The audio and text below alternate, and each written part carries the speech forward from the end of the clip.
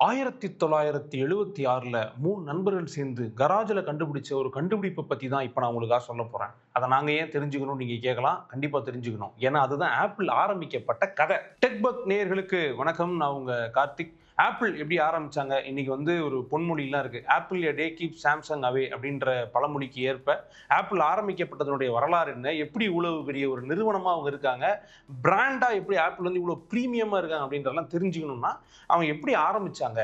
எங்க இருந்து அவங்க வளர்ந்து வந்தாங்க அப்படின்ற ஸ்டோரியை நீங்க தெரிஞ்சுக்கணும்.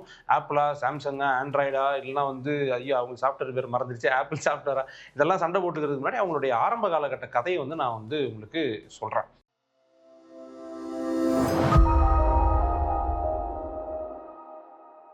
அது 1976ல ஒரு குளிர்காலம். குளிரா தான் இருந்துச்சான்லாம் எனக்கு தெரியல. அது கலிஃபோர்னியால லாஸ் ஆல்டோஸ் அப்படின்னு ஒரு இடம். அதனால குளிரா இருந்திருக்கும்னு நானே வந்து முடிவு பண்ணிட்டு சொல்றேன் நானு. அப்போ வந்து ஒரு கராஜ்ல 3 நண்பர்கள். ஒருத்தர் பார்த்தீங்கன்னா, ஸ்டீவ் வாஸ்னியாக்ன்னு ஒருத்தரு, அப்புறம் வந்து ரொனால்ட் வெயின் அப்படின்னு ஒருத்தரு, 3வதா வந்தாரு இவங்க விநாயக், ஸ்டீவ் ஜாப்ஸ். இவங்க 3 பேரும் பார்த்தீங்கன்னா வந்து பயங்கரமான ஃப்ரெண்ட்ஸு. இவங்க தான் ஒண்ணா சேர்ந்து இத ஆரம்பிக்கிறாங்க. இன்னைக்கு நமக்கு வந்து ஸ்டீவ் ஜாப்ஸ் மட்டும் தான் தெரியும். ஸோ 76ல பேரண்ட்ஸ் உடைய கராஜ் தான் அது. இவங்க பேரண்ட்ஸ் உடைய கராஜ்லயே வந்து இந்த வேலைகள்லாம் பண்றாங்க. எப்படியாவது நம்ம புரட்டி போட்டே ஆகணும் இந்த எலக்ட்ரானிக்ஸ. கம்ப்யூட்டர் வந்து நம்ம ஓனா மேனுஃபேக்சர் பண்ணணும் அப்படின்ற கனவுகளோட அவங்க வந்து இந்த வேலையெல்லாம் பண்ணிட்டு இருக்கிறாங்க. அந்த கனவு வந்து 1977ல அவங்களுக்கு நிறைவேறுது. ஆப்பிள் ஒன் அப்படின்ற ஒரு கம்ப்யூட்டர் வந்து அவங்க வந்து உருவாக்குறாங்க. பட் என்ன பிரச்சனை அப்படின்னா, அது வந்து டைரக்டா யூசபிள் கிடையாது. ஒரு சர்க்யூட் போர்டு மட்டும் தான் இருக்கு. அதுக்கு வந்து ப்ராப்பரா இன்புட் குடுக்க முடியல, ப்ராப்பரா அவுட்புட் எடுக்க முடியல. அதெல்லாம் இல்ல. ஆனா ஒர்க் ஆகுது. ஒர்க் ஆயிட்டு இருக்கு அப்படின்ற லெவல்ல அவங்க வந்து என்னன்னா, ஓகே சூப்பர் வெற்றி. இனிஷியல் ஸ்டேஜ்க்கு இத வந்து நம்ம வெற்றியா எடுத்துக்கலாம். அப்படின்னு இந்த 3 நண்பர்கள் எடுத்துக்கிறாங்க. அங்கிருந்து தான் ஆப்பிளுடைய ஐகானிக் ஜர்னி வந்து ஸ்டார்ட் ஆகுது. நம்ம ஸ்டீவ் ஜாப்ஸுக்கு வந்து ஆப்பிள் பழம்னா ரொம்ப ரொம்ப பிடிக்குமா? நான் சும்மாலாம் சொல்லலைங்க. படிச்சத சொல்றேன். ஆப்பிள் பழம்னா ரொம்ப ரொம்ப பிடிக்குமா?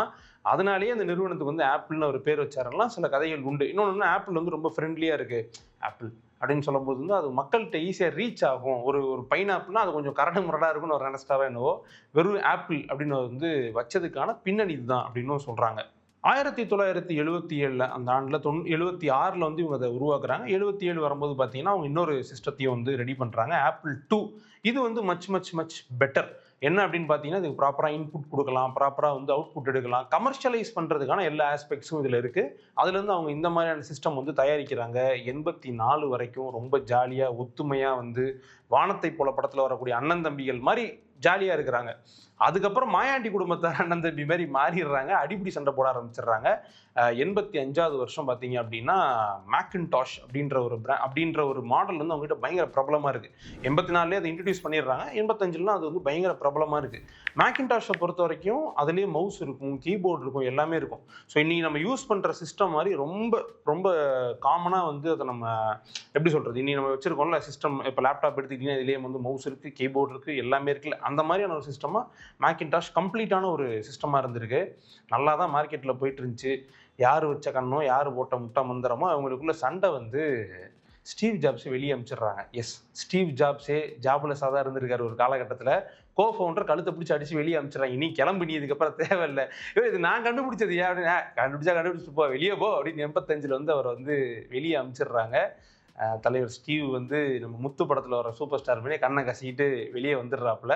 சரி, அவர் வெளியே அனுப்பிச்சதுக்கு அப்புறம் நிறுவனம் நல்லா இருந்துச்சா அப்படின்னா, அங்கதான் ட்விஸ்ட். சூனியம் வச்சது வேற யாரும் இல்ல, ஸ்டீவ் ஜாப்ஸ் தான். அவர் வெளியே வந்த உடனே அந்த நிறுவனம் நாசமா போயிருச்சு. 90 காலகட்டங்கள் அப்படின்றது வந்து இன்னைக்கு ஆப்பிளுக்கு இருந்த மாதிரி அவ்வளவு ஜாலியான ஒரு காலகட்டம் இல்ல. இன்னைக்கு ஆப்பிள் வந்து சார்ஜர் கொடுக்க மாட்டோம்னா அதை வந்து ஒரு புரட்சின்னு நம்புறாங்க.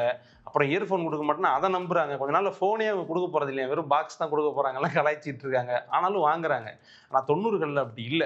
என்ன ஆச்சு அப்படின்னா வந்து ஆப்பிள் பயங்கரமா ஃபம்பிள் ஆக ஆரம்பிச்சுட்டாங்க. மார்க்கெட்ல எப்படி ப்ராடக்ட்ட லான்ச் பண்றது? என்னென்ன நீஷ்ல ப்ராடக்ட்ட லான்ச் பண்றது? எதுவுமே தெரியாம அப்படி குழம்பி போய் ஒரு மாரி மாட்டிக்கிட்டாங்க. இதுக்கு முக்கியமான ரீசன் என்ன அப்படின்னா, ஸ்டீவ் ஜாப்ஸ் உடைய விஷன் அங்க இல்ல.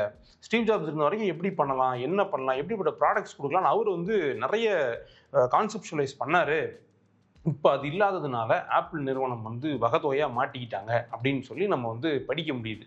இப்படியே கொஞ்சம் கொஞ்சமா போயிட்டு இருக்கக்கூடிய ஆப்பிள் வந்து எந்த இடத்துக்கு போறாங்கன்னா, நீங்க சொன்னா நம்ப மாட்டீங்க. இன்னைக்கு உலகம் முழுக்க one of the most sold mobile மாடலா இருக்கட்டும், இல்லன்னா வந்து மோஸ்ட் ட்ரஸ்டட் பிசி சிஸ்டம்ஸா இருக்கட்டும், இப்படி இருக்கக்கூடிய ஆப்பிள் நிறுவனம் வந்து ஒரு 90 நாள் கேப்ல பேங்க்ரப்ட் ஆகிற நிலைமைக்கு போயிடுறாங்க. அப்படி ஒரு 3 மாசம் விட்டுருந்தா திவாலா இருக்கும். ஆப்பிள் வந்து ஒரு ஹிஸ்டரியா மாறி போயிருக்கும். பட் என்ன நடந்துச்சு அப்படின்னா வந்து இந்த தமிழ் சினிமாலாம் சொல்லுவாங்கல்ல, அப்போ வேற வழியே இல்லை, நாம அவனை தான் கூப்பிட்டாகணும் அப்படின்னு கேஜிஎஃப்ல இன்ட்ரோ கொடுக்குற மாதிரி இன்ட்ரோ கொடுத்து ஸ்டீவ் ஜாப்ஸே திரும்ப கூப்பிடுறாங்க 97. எப்பா தயவு செஞ்சு நீ வா, வந்து என்னன்னு பாரு, நீ பார்த்து சரி பண்ணி கொடு, இது ஓன் நிறுவனம் தானே அப்படின்னு சொல்லிட்டு கூப்பிடுறாங்க. ஒரு கன்சல்டண்ட்டாக தான் ஃபர்ஸ்ட்னா 2வது ஃபர்ஸ்ட்ல வந்து ஸ்டீவ் ஜாப்ஸ் வந்து உள்ள வராரு 97. உள்ள வந்து கன்சல்டண்டா வந்தவர் வந்து, எனக்கு தெரியாதா இந்த ஆபீஸ்ல பாத்ரூம் எங்க இருக்கு, கிச்சன் எங்க இருக்குன்ட்டு, நான் மாத்திரம் பாரு போர்டே அப்படின்னு சொல்லி போர்டே மாத்துறாரு. எப்படி ஆப்பிள் வந்து ஆப்ரேட் ஆகணும் அப்படின்ற அந்த ஸ்ட்ராட்டஜியை வந்து வகுக்க ஆரம்பிக்கிறாரு. அன்னைக்கு அது கொஞ்சம் முன்னாடி காலகட்டங்கள்ல இது தேராது அப்படின்னு சொல்லி நம்ம ரொனால்ட் வெயின் வந்து அவருடைய ஷேர் எல்லாம் வித்துட்டு கிளம்பிடுறாரு. எவ்வளவு வித்துருக்காரு அப்படின்னா வெறும் $800 அவர் வித்ததா சொல்றாங்க. அதை நினைச்சு அவர் அழுவாத நாளே இருந்திருக்காது. 2000க்கு பிறகு நான் சொல்றது வந்து 2010 அந்த காலகட்டத்தில். ஸோ இப்போ ஆப்பிள் வந்து ஒரு மாதிரி ஸ்டேபிள் ஆயிடுது. 97 வந்து அவர் வந்ததுக்கப்புறம் அப்படியே ஸ்டேபிள் ஆயிட்டாங்க. ஸோ 2000 ஸ்டார்ட் ஆகுது, 2000வது வருஷம் பிறந்துருச்சு. 2001 வந்து உலகமே மாறுது, டெக்னாலஜி மாறுது, மக்கள் வந்து டெக்னாலஜியை பார்க்குற விதம் மாறுது. இதெல்லாம் மாறின உடனே நம்ம ஸ்டீவ் ஜாப்ஸ் சும்மா இருப்பாரா? அவரு தான் வந்து பயங்கரமான கில்லாடியாச்சே. அவர் என்ன பண்றாரு அப்படின்னா, ஆப்பிளுக்குன்னு ஒரு ஈகோ சிஸ்டம் நம்ம வந்து ரெடி பண்ணுவோம் அப்படின்னு அன்னைக்கே அவருக்கு ஒரு விஷன் இருக்கு. அதான் அவர் வந்து ஒரு விஷனரியான ஒரு ஆளா பார்க்கப்படுறாரு. ஸோ என்ன பண்றாங்கன்னா, ஒரே ஒரு ப்ராடக்ட் இந்த கம்ப்யூட்டர் அப்படின்னு மட்டும் இல்லாம நம்ம வந்து என்ன பண்ணலாம்னா, அடுத்தடுத்து டக் டக் டக் டக்குன்னு இறக்கி விட்டோம்னா தான் சரியா வரும். இப்போ பாரு, ஐஃபோன், ஐடியூன், ஐபேடு, அப்படி ஐபாட் அப்படின்னு சொல்லி, ஐபாட்லாம் இன்னைக்கு நிறைய பேருக்கு தெரியுமானே தெரியல. இப்படி இறக்கி விட்டுக்கிட்டே இருக்கிறாங்க ஒன்று. அன்னைக்கு வந்து மியூசிக் கேட்கறதுக்கு மட்டும் இருந்த டிவைஸ் அது. ஸோ அடுத்து ஐபேட் வந்துருச்சு. இப்போல்லாம் ஐபேடே யாரும் யூஸ் பண்றது இல்லை, எல்லாமே மொபைல்லே இருக்குன்னு வச்சுக்கோங்களேன். அப்படி ஒன்னொன்னா இறக்கி விட்டே வராங்க. ஆப்பிள் வந்து இன்னைக்கு எந்த இடத்துல இருக்கு அப்படிங்கிறது நமக்கு அதுக்கப்புறம் நடந்தது எல்லாமே தெரியும். ஸோ ஸ்டீவ் ஜாப்ஸ் வந்து அதன் பிறகாக அந்த நிறுவனத்தை எங்கேயோ கொண்டு போயிட்டாருன்னு தான் சொல்லணும். அவங்களுடைய காம்படிட்டர்ஸை விட பயங்கரமான ஒரு உச்சத்தில் இன்னைக்கு வந்து ஆப்பிள் இருக்குன்னா அது முக்கியமான காரணம் ஸ்டீவ் ஜாப்ஸ். ஸ்டீவ் ஜாப்ஸ் எப்படி இதை பண்ணாருன்னா அதுக்கு முக்கியமான காரணம் அவருடைய விஷன். சரி, எப்படி இந்த பிராண்ட் வேல்யூ ஆப்பிள் வந்து ரீட்டைன் பண்ணுறாங்க? ஏன்னா இப்போ மொபைல் எடுத்துக்கிட்டோம்னா நமக்கு வந்து நிறைய பிராண்ட் இருக்குது, இந்தியாவிலே மேனுஃபேக்சர் பண்ணுறாங்க. இந்தியாவில் வந்து பார்த்தீங்கன்னா ஒரு காலகட்டத்தில் G5 G7 மாதிரியான மொபைல்கள்லாம் பயங்கரமான சேல்ஸில் இருந்துச்சு. ஏன்னா மாதம் 3 ஃபோன் வாங்க வேண்டியிருக்கும், அது ஒரு 15 நாளில் ரிப்பேர் ஆயிரும். அப்படிலாம் இருந்ததை தாண்டி ஆப்பிள் எப்படி இப்படி சக்கப்போடு போட்டுட்டு இருக்குன்னு கேட்டிங்கன்னா, அதுக்கு வந்து அவங்க சில டெக்னிக்ஸை வந்து யூஸ் பண்ணுறாங்க. முதல் விஷயம் பார்த்தீங்க அப்படின்னா எக்ஸ்பீரியன்ஸ் பில்டிங். நீங்கள் ஆப்பிள் வந்து வாங்கி யூஸ் பண்ணுறீங்கன்னா வெறும் ஒரு ஃபோனாக மட்டும் அதை என்றைக்குமே அவங்க பிராண்ட் பண்ணதும் கிடையாது, வாங்குறவங்களும் அப்படி நினச்சி வாங்கினதும் கிடையாது. அது ஒரு எக்ஸ்பீரியன்ஸ், ஆப்பிள் எக்ஸ்பீரியன்ஸ் அப்படின்னு தான் அதை வந்து சொல்லுவாங்க. ஸோ நீங்கள் ஆப்பிள் யூஸ் பண்ணுறீங்கன்னா அதோடைய கேமரா ப்ரீமியம், அதோடைய மேப் ப்ரீமியம். ஸோ உங்களுக்கு ஒரு எக்ஸ்பீரியன்ஸ் பில்டிங்கை வந்து அதன் மூலமாக ஏற்படுத்துகிறோம் அப்படின்னு ஆப்பிள் வந்து ரொம்ப ஆணித்தரமாக நம்மளை நம்ப வைக்கிறாங்க. அது வந்து அவங்களுக்கு முக்கியமான ஒரு ஆஸ்பெக்டாக இருக்குது. ரெண்டாவது பார்த்தீங்க அப்படின்னா அவங்களுடைய ப்ரீமியம் ப்ரைஸிங். ஒரு பொருளுக்கு வந்து இப்போ ரீசெண்டாக கூட ஒரு ஷர்ட் ஒன்று ட்ரெண்டிங் ஆகிட்டு இருக்கு. என்னன்னா நார்மல் ஒயிட் ஷர்ட்டு நம்ம அயன் பண்ணும்போது தெரியாமல் அயன் அப்படியே வச்சுட்டு போயிட்டோம்னா அது அப்படியே அந்த இடத்துல கரியிரும் பார்த்தீங்களா? அப்படி ஒரு டிசைன் போட்டு அதை 10 லட்ச ரூபாய் வித்துட்டு இருக்கிறாங்க. நீங்கள் வந்து ஒரு இஸ்திரி கடைக்காரர்கிட்ட கொடுக்குறீங்க, அந்த அண்ணன் வந்து அப்படியே பாட்டை கேட்டு லேசாக வச்சு எடுத்துட்டாருன்னு வச்சிங்களேன், இவ்வளோ சண்டை போடுவோம். ஆனால் ஒரு பிராண்ட் அப்படி கருக்கி அதை 10 லட்ச ரூபாய்க்கு விற்கிறாங்க அப்படின்னா அது ப்ரீமியமாக இருக்குது அப்படின்னு நினச்சிட்டு நம்ம வாங்குறோம். அதுக்கு முக்கியமான ரேட்டில் ஒன்று, அது முக்கியமான காரணத்தில் ஒன்று அதோடைய ப்ரைஸும் கூட. 10 லட்சத்துக்கு என்ன இருக்கும்? அப்படியே அயன் பண்ணி கருக்குனதுல அது இல்லை, பரவாயில்ல 10 லட்ச ரூபா இருக்குல்ல, அப்போ தான் நல்லா இருக்கும் அப்படின்னு நம்ம ஆட்டோமேட்டிக்காக வாங்குவோம். ஸோ ஆப்பிள் அப்படி ஒரு ப்ரைசிங் ஸ்ட்ராட்டஜி வந்து ஆரம்பத்துலேருந்தே வச்சிருக்கிறாங்க. அதுக்கடுத்து பார்த்தீங்க அப்படின்னா அவங்களுடைய ரீட்டைல் எக்ஸ்பீரியன்ஸு. நீங்கள் வந்து நார்மலாக உள்ள ஒரு ஷோரூமுக்கு போகிறதுக்கும் ஒரு ஆப்பிள் ஷோரூமுக்கு போகிறதுக்கும் நிறைய வித்தியாசம் இருக்குது. மேபி இப்போ அந்த எக்ஸ்பீரியன்ஸ் மாறி இருக்கலாம். பட் இனிஷியல் ஸ்டேஜில் ரொம்ப நுணுக்கமாக அந்த எக்ஸ்பீரியன்ஸை வந்து அவங்க பில்ட் பண்ணுறாங்க. ஒரு கடைக்கு நீங்கள் போகிறீங்கன்னா எப்படி கஸ்டமர் ரிசீவ் பண்ணணும், கஸ்டமர்கிட்ட எப்படி சேல்ஸ் பண்ணணும், அது மட்டும் இல்லாமல் எப்படிப்பட்ட ஒரு மரியாதையாக நடத்துகிறதா இருக்கலாம், இல்லைனா உங்ககிட்ட வந்து சேல்ஸ் ரப்பும் நீங்களும் பேசிக்கிற விதமாக இருக்கலாம். இப்படி எல்லாத்தையுமே பார்த்து டிசைன் பண்ணுறாங்க. ரீட்டைல்லாம் நீங்கள் யோசிச்சு பாருங்கள், ஒரு நாட்டிலையும் எத்தனை லட்சம் கடை உங்களுக்கு இருக்கும், அத்தனையிலையும் இந்த மாதிரி ஒரு யூனிஃபார்மான ஒரு அணுகுமுறை வந்து ஆப்பிள் கொண்டு வராங்க. இது மாதிரி நிறைய ட்ரிக்ஸை வந்து அவங்க வந்து யூஸ் பண்ணுறாங்க. அதில் இன்னொரு முக்கியமான ஒரு ட்ரிக் என்ன, சேல் ட்ரிக் என்ன அப்படின்னா ஆப்பிளோட ஈகோ சிஸ்டம் பில்டு பண்ணுறது. இப்போது நம்ம நார்மலாக போய் நம்ம சப்வேல கீழே பார்த்தீங்கன்னா வந்து கை ஃபுல்லாக ஹெட்ஃபோன் வச்சு ஒரு அண்ணன் வித்துட்டு இருப்பார்.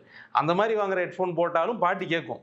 இல்லை அதை விட கொஞ்சம் பெட்டராக ஹெட்ஃபோனுக்குன்னு இருக்கக்கூடிய பிராண்ட் வாங்கி போட்டாலும் பாட்டு கேட்கும். ஆனால் ஆப்பிள் என்ன சொல்லுவாங்க அப்படின்னா, எங்கள் கிட்ட இருக்கிற நீங்கள் வாங்கிக்கோங்க, ஏர்பட் வாங்குங்க.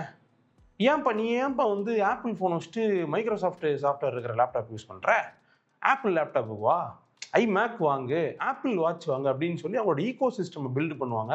ஸோ இந்த ஈகோ சிஸ்டம் இருந்தால் தான் நான் வந்து வேலை செய்வேன் அப்படின்னு நிறைய பேர் வந்து அதை வாங்கி குவிக்கிறவங்களாம் இருக்கிறாங்க. இது எல்லாத்துக்கும் மேலே ஆப்பிளுடைய ரொம்ப ரொம்ப முக்கியமான ஒரு டெக்னாலஜி என்ன அப்படின்னா அவங்களுடைய குவாலிட்டி. ப்ரீமியமாக இருக்கணும் அப்படின்னா அதுக்கேற்ற குவாலிட்டி இருக்கணும். இல்லைனா கொஞ்ச நாளில் வந்து கண்டுபிடிச்சி நம்ம ஊர் இந்த டேரக்டர்லாம் ஸ்கேம் அப்படின்னு சொல்லி போடுறாங்கல்ல, அந்த மாதிரி ஆப்பிள் ஸ்கேம்னு ஓரம் கட்டி இருப்பாங்க. ஆப்பிளுடைய குவாலிட்டி நல்லா இருந்ததுனால மக்கள் என்ன பண்ணுறாங்க அப்படின்னா, ஓகே இது வந்து செக்யூரிட்டி வைஸாக ரொம்ப சேஃப் அண்ட் செக்யூர்டாக ஃபீல் ஆகுது. அண்டு வாங்குறவங்களாம் மோஸ்ட்டாக கேமரா தான் வாங்குவாங்க. அது ரொம்ப நல்லா இருக்குது. அப்புறம் ஃபீச்சர்ஸும் நல்லா இருக்குது. இது ப்ரீமியமாக ஃபீல் ஆகுது அப்படின்னு சொல்லி அந்த ப்ரீமியம்னஸையும் ஆப்பிள் வந்து கன்சிஸ்டண்ட்டாக கொடுத்துட்ருக்குறாங்க. ஆப்பிள் சக்ஸஸ் ஆனதுக்கான முக்கியமான காரணத்தில் அதுவும் ஒன்று.